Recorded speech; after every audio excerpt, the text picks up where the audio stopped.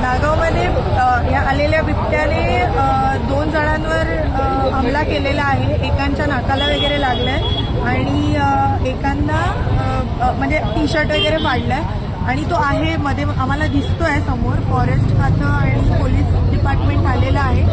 सगळ्यांनी काळजी घ्यावी एवढीच विनंती करू शकते त्याच्यावर.